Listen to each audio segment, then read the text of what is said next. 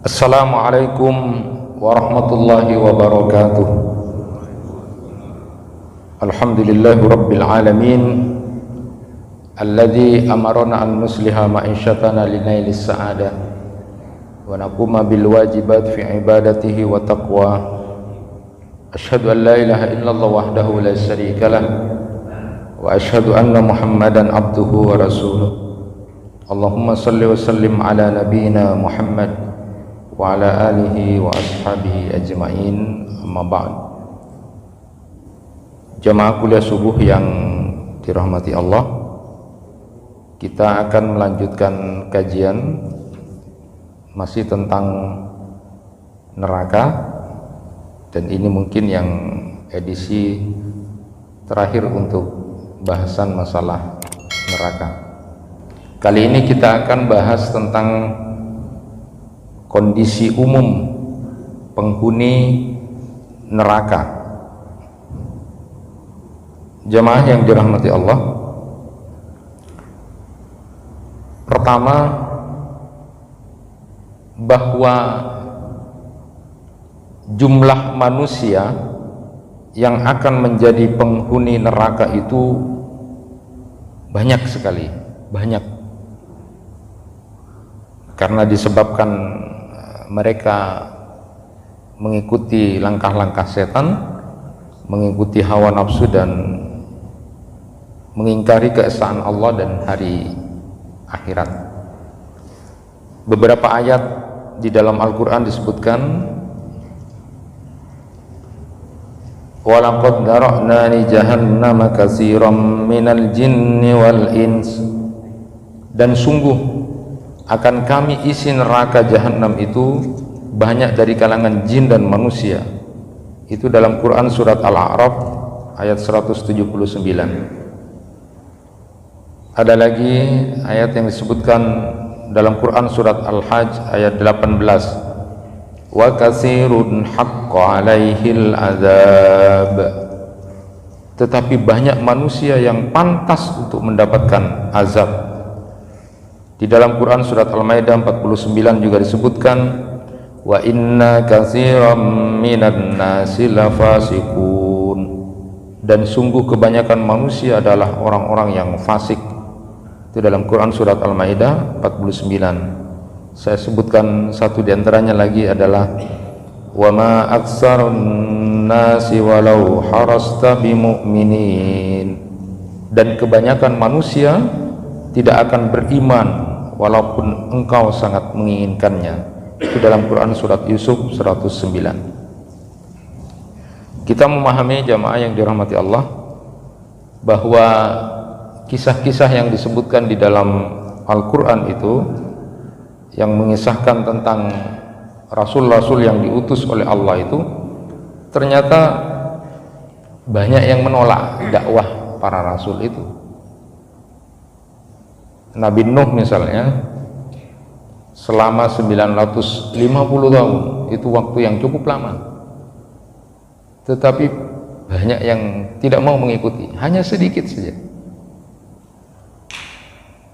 Nah, kita juga mengetahui bagaimana Al-Quran bercerita tentang kisah-kisah umat yang kemudian mendapatkan azab dari Allah Subhanahu wa Ta'ala itu.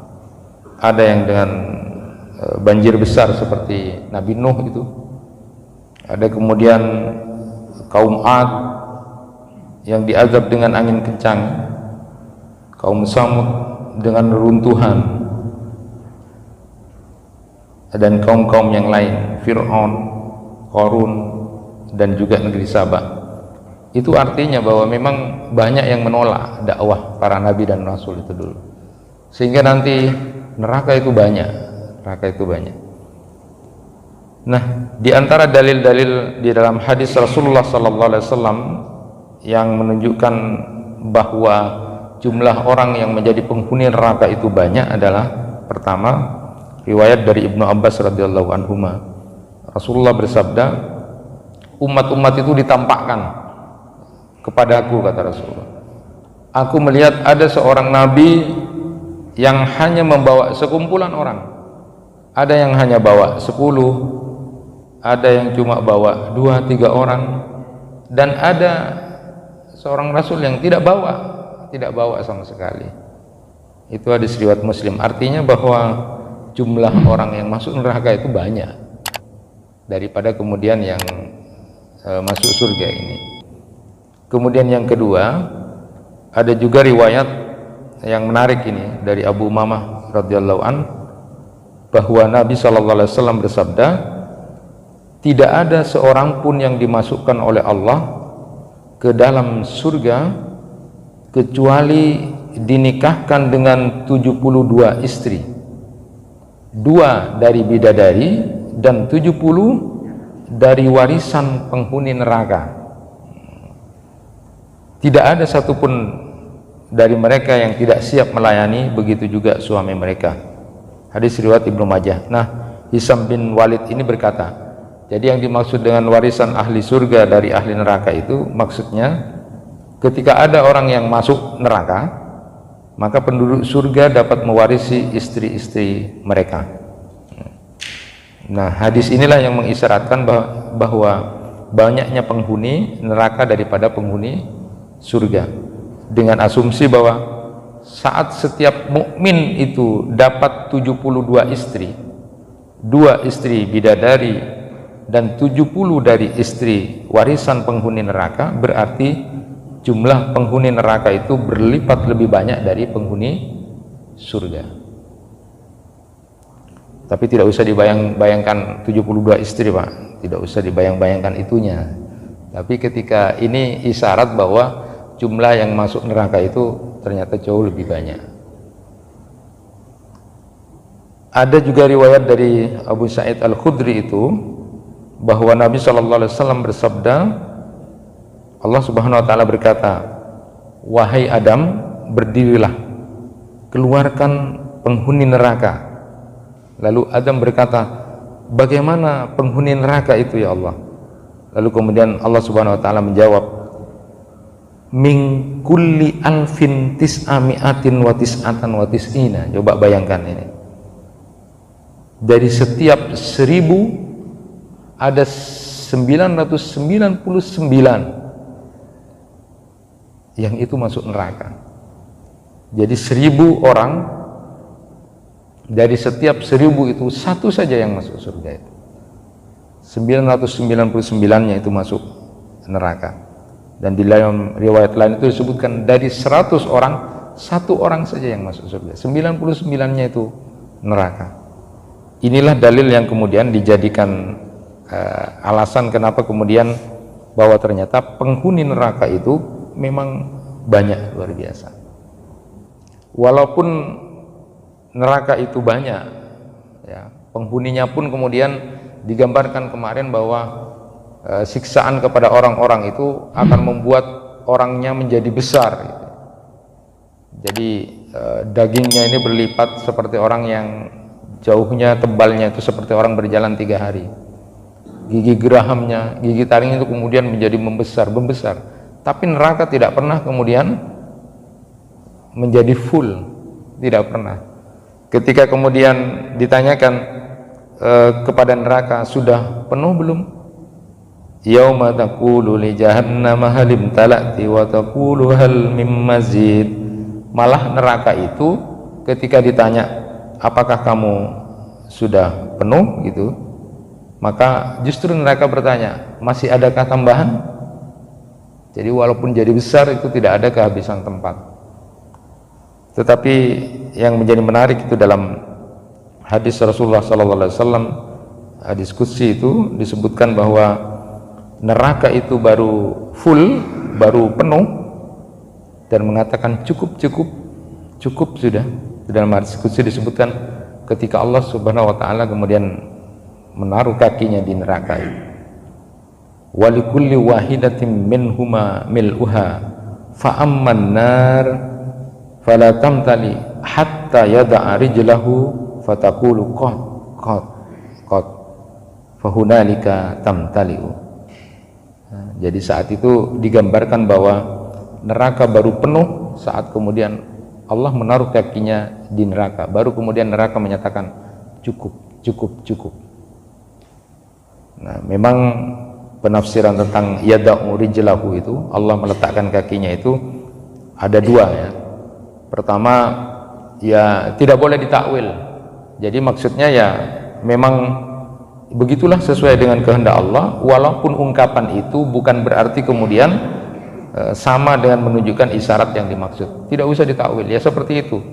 Walaupun memang tidak harus seperti itu maksudnya. Tetapi yang kedua, pendapat mengatakan bahwa boleh ditakwil dengan sesuatu yang pantas bagi Allah. Intinya neraka itu baru merasa cukup sudah cukup full ketika Allah meletakkan kakinya di neraka itu. Nah, jamaah yang dirahmati Allah, yang menarik yang sudah kita maklumi dan pahami bersama bahwa memang penghuni neraka itu adalah banyak, tetapi kebanyakan dari penghuni neraka itu adalah kaum perempuan. Oleh karena itu ini perlu diingatkan ya.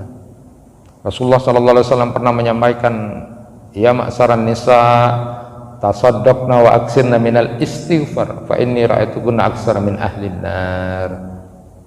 Wahai kaum perempuan, perbanyaklah kamu bersedekah, lalu perbanyaklah kamu beristighfar, karena aku melihat yang paling banyak menjadi penghuni neraka itu adalah kaum perempuan.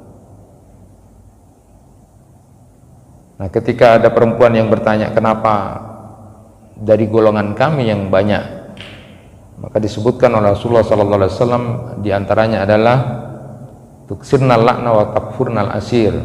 Perempuan itu suka melaknat, suka merendahkan, suka meremehkan, lalu kemudian tidak bersyukur kepada istrinya, kepada suaminya, lalu kemudian kurang akalnya, kurang agamanya.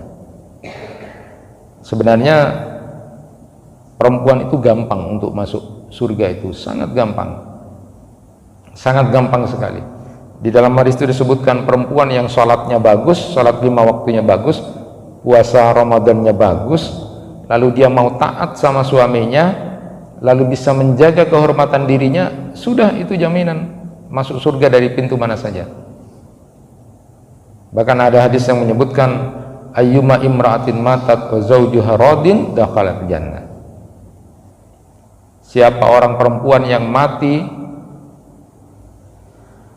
suaminya ridho, maka pasti dia masuk surga. Jadi kuncinya perempuan itu tidak masuk neraka sebenarnya minta ridho suami saja. Jadi gampang sebenarnya. Wis taat sama suami, wis meneng taat, itu sudah enak. Itu sudah surga. Dengan catatan bahwa perempuan ini juga salat wajibnya dan Ramadannya sudah bagus, dan laki-lakinya juga bukan laki-laki yang dolim. Jangan kemudian dengan menggunakan hadis bahwa surga pasti akan diberi oleh Allah kepada wanita yang suaminya sudah ridho, lalu kemudian laki-laki mentang-mentang seperti itu lalu berbuat zalim kepada istrinya, itu juga tidak boleh. Seorang istri pun boleh untuk kemudian melakukan hal yang kemudian menggugat kalau memang kemudian melakukan perbuatan-perbuatan yang terlanggar. Tetapi secara umum ini mengingatkan kepada kaum perempuan bahwa penghuni neraka itu banyak, dan di antara penghuni neraka yang paling banyak jumlahnya itu adalah kaum perempuan.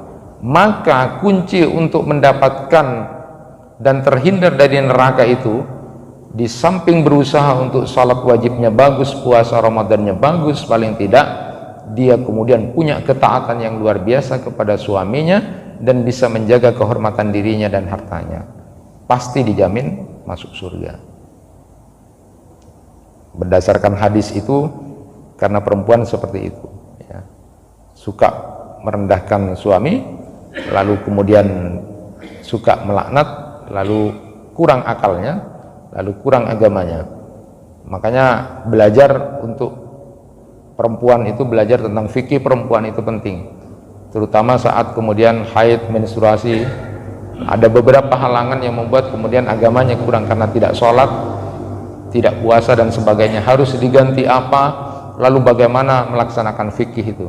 Karena memang kehati-hatian dan tidak meremehkan agama itu terutama saat sudah bersih, kapan harus sholat, lalu gimana kalau keluar lagi, itu perlu dipelajari.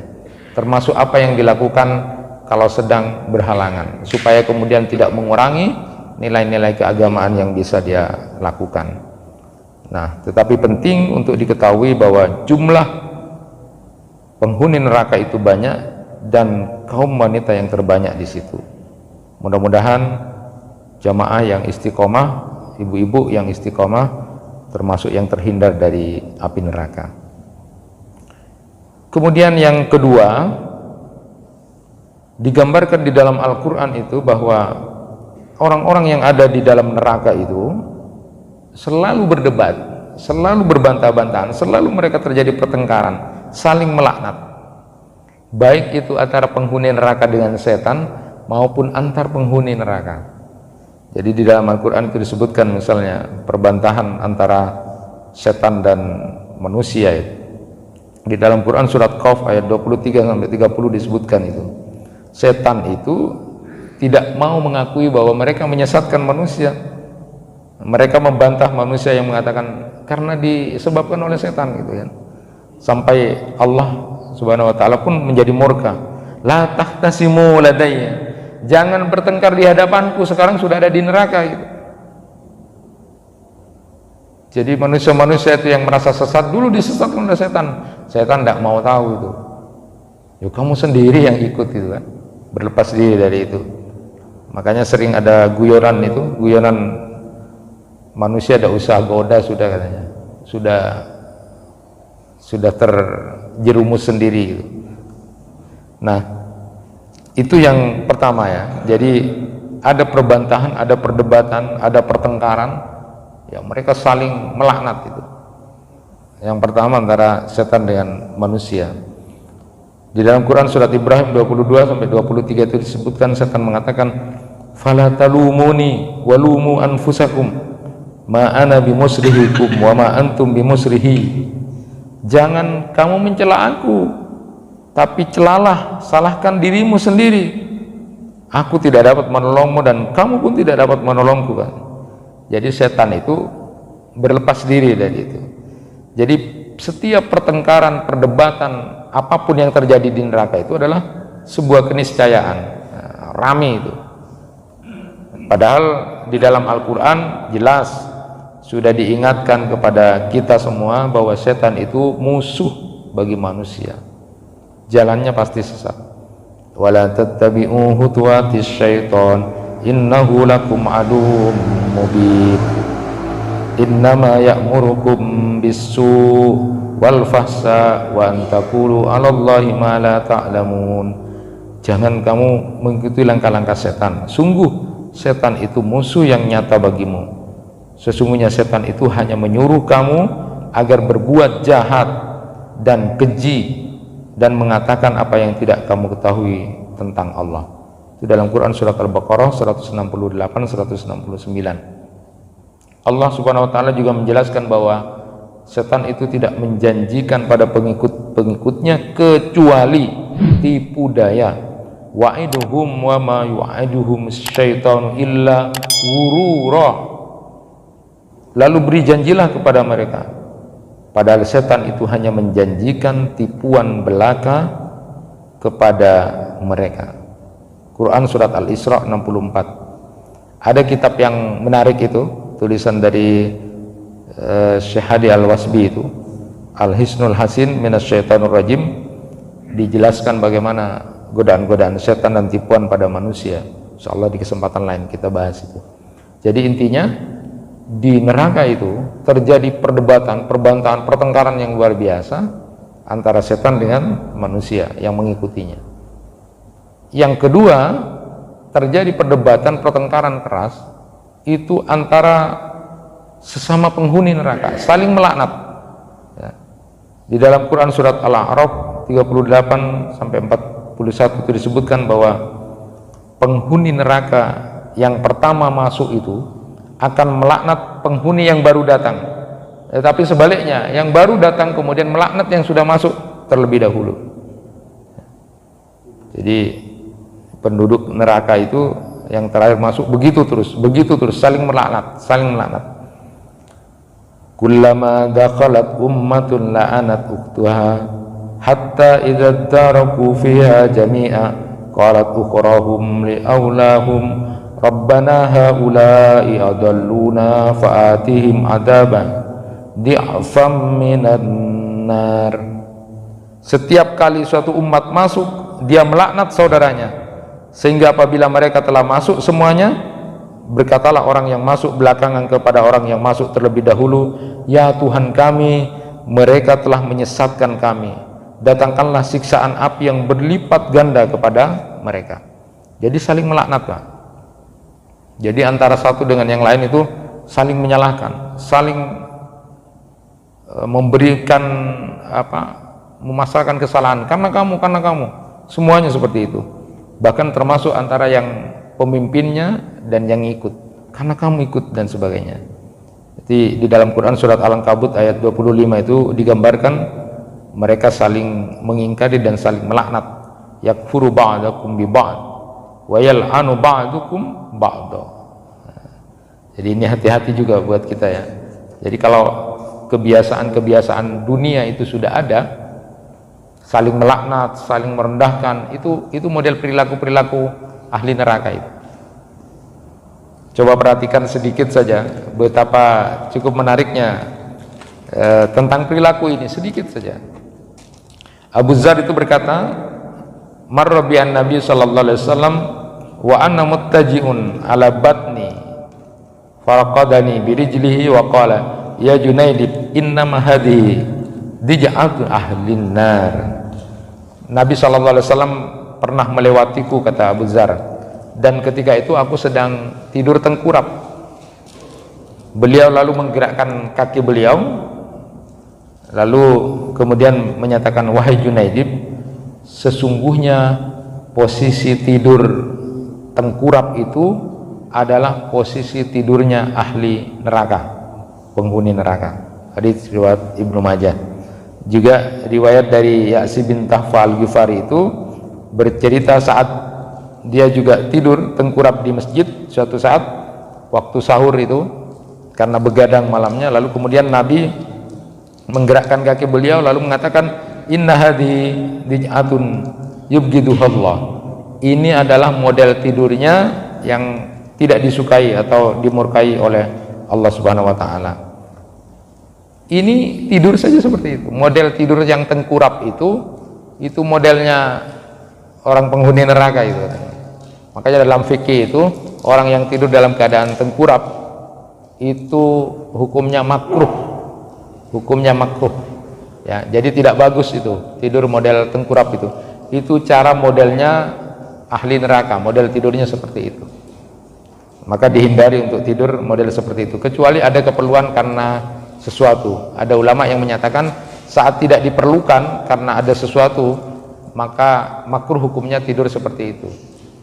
Ada kitab yang menarik ditulis oleh Profesor Dr. Ahmad Shauki Ibrahim itu, Asrarun Naum. Jadi membahas tentang rahasia-rahasia tidur. Ini juga menarik untuk suatu saat kita bahas. Dan ternyata memang secara medis, secara kesehatan, tidur tengkurap itu juga tidak bagus. Karena nanti pada akhirnya akan mengganggu respirasi ya, pernafasan kita.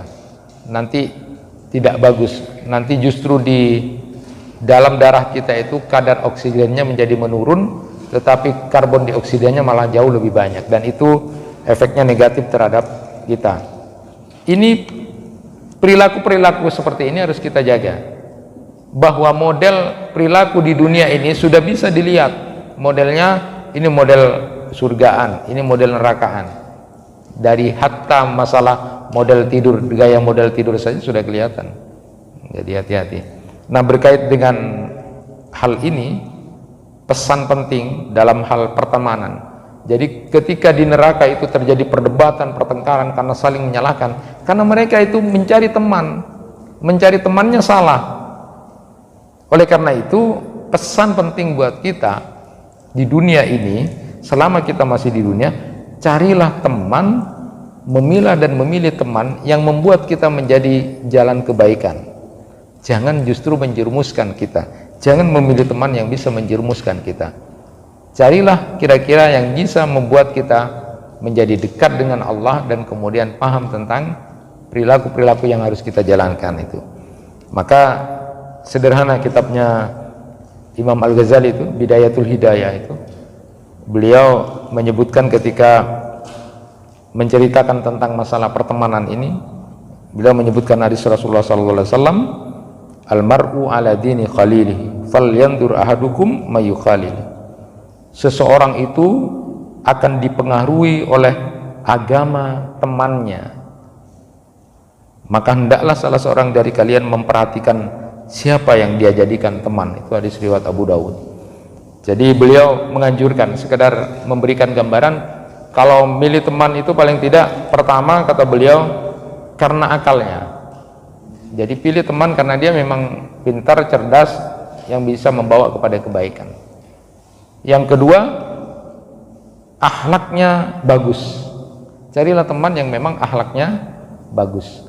Kemudian yang ketiga, carilah teman yang soleh ya. Kalau kita melihat dia, kita jadi teringat kepada Allah. Itu orang-orang yang teman seperti itu. Kemudian yang keempat, karena jujurnya, as-sidq. Carilah teman yang jujur, yang sidik. Jadi carilah teman yang jujur. Dan yang kelima, jangan sekali-kali berteman dengan yang serakah, tamak. Kita pasti terikut. Itu kata beliau.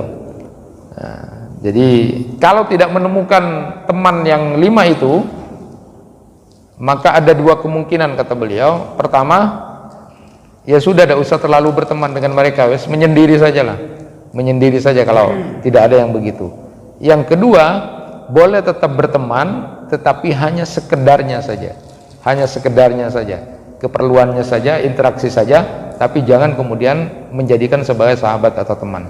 Kecuali yang punya 5 ciri itu, pertimbangan akalnya, lalu pertimbangan akhlaknya bagus, pertimbangan kesolehannya dan kejujurannya, serta orang ini tidak termasuk orang yang tamak dan serakah.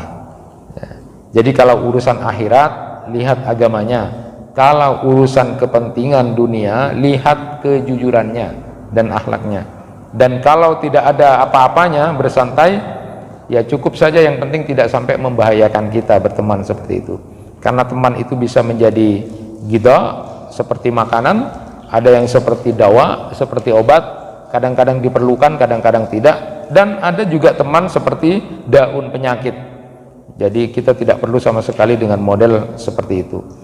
Nah, beliau juga menyampaikan kalau bersahabat atau berteman itu, diantaranya beliau sarankan, di samping memilah dan memilih teman adalah panggil dia dengan panggilan yang dia sukai, jaga rahasianya, tutup aibnya, maafkan kesalahannya, tidak mencela dia, memilih, membantu, menolong dia, mendoakan kebaikan untuknya secara sembunyi-sembunyi, menjalin hubungan yang baik dengan keluarga dan kerabatnya, suka salam, menyambut kedatangannya dan mendengarkan pembicaraannya. Itu yang disampaikan oleh Imam Al-Ghazali. Kemudian yang ketiga, keadaan para penghuni neraka. Para penghuni neraka itu menangis dan berteriak histeris. Teriaknya kencang, sangat kencang, karena merasakan pedih, sakitnya siksaan. Di dalam Quran surat Fatir ayat 37 itu disebutkan, wahum yastarihuna fiha, dan mereka berteriak di dalam neraka itu. Jadi yastarihuna itu berseru, meminta tolong, mereka berteriak karena tangisan yang sangat keras dan histeris.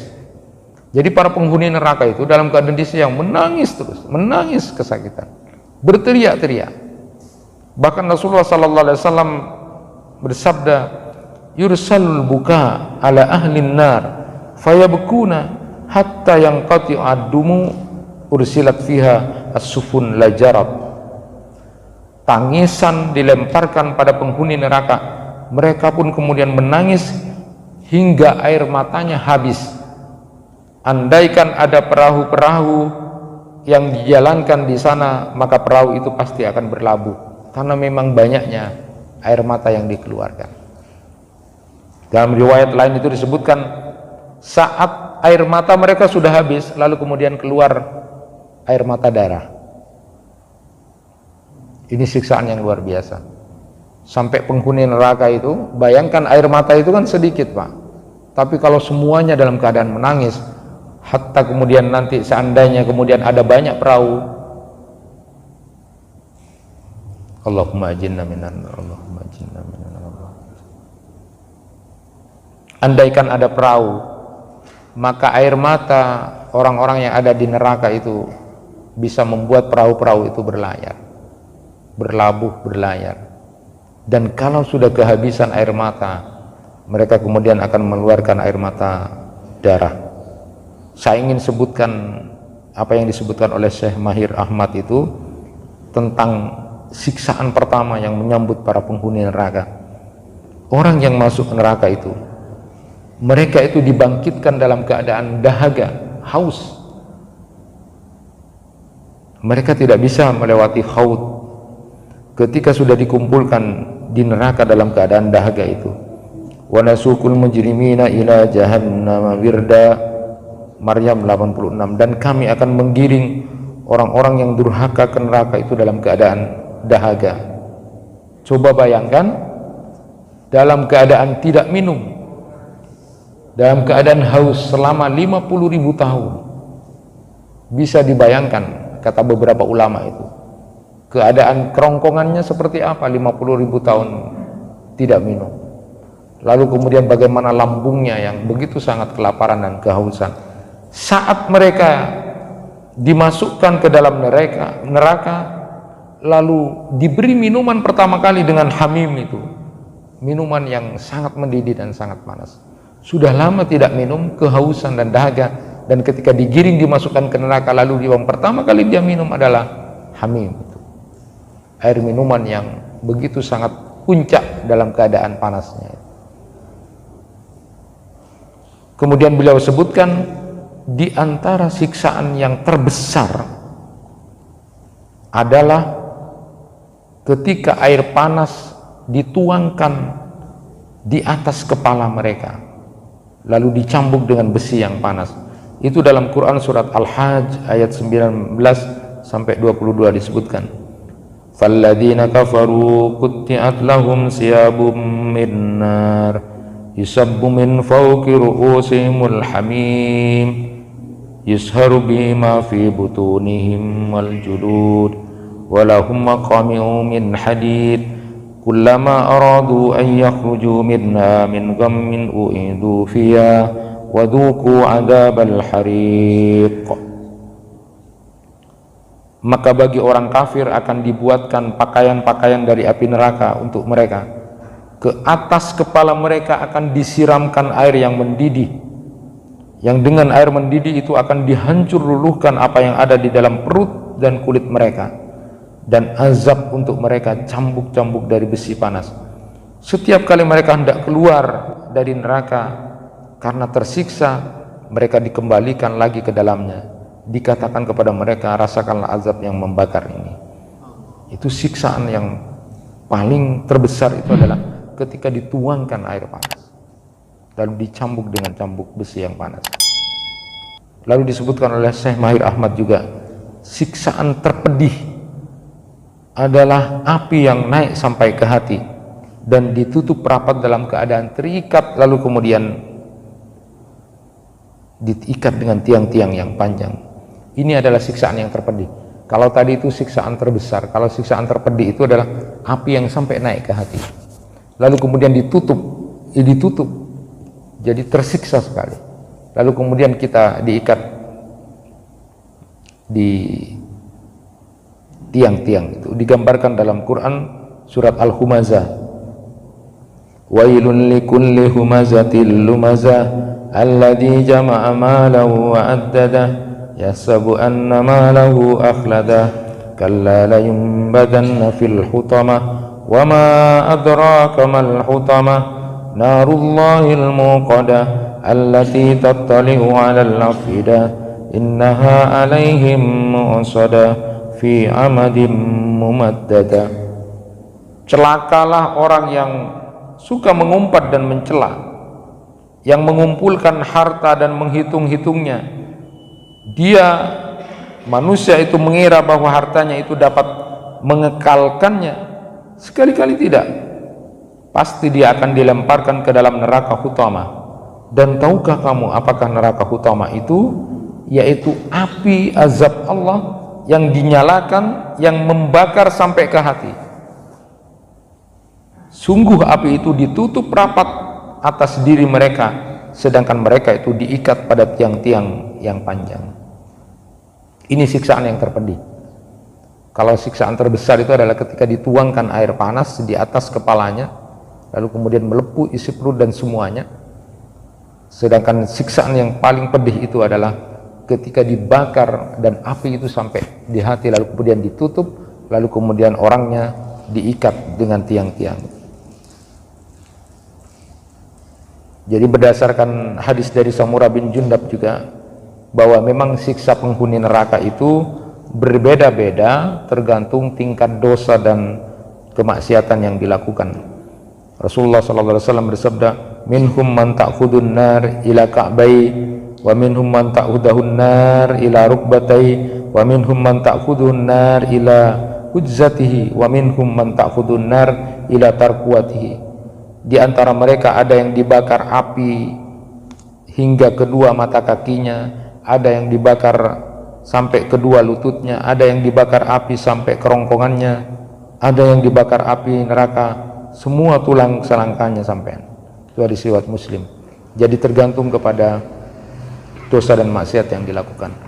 Nah, terakhir kita akan bahas tentang masalah neraka ini, bahwa penghuni neraka itu dalam waktu dan lamanya ada dua. Yang pertama akan kekal selama-lamanya, dan yang kedua dikeluarkan dari neraka.